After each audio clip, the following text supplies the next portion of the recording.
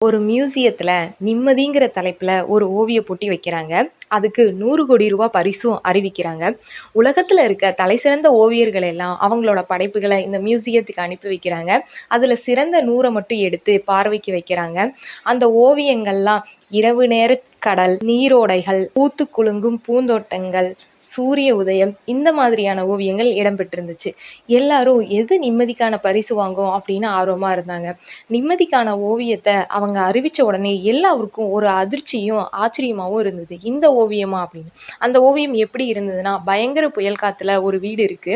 அந்த வீட்டுக்குள்ள ஒருத்தர் உட்காந்து அந்த புயல் காத்த அமைதியா பார்த்துக்கிட்டு இருக்காரு. இந்த ஃபர்ஸ்ட் பரிச அறிவிச்சவர் சொல்றாரு, "நிம்மதின்றது நம்மள சுத்தி இருக்கிற இடத்துல இல்ல, நமக்குள்ள தான் இருக்கு.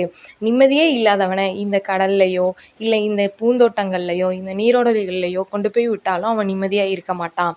நிம்மதி நமக்குள்ள தான் இருக்குது. நம்ம நெனச்சா தான் நிம்மதியா இருக்க முடியும்."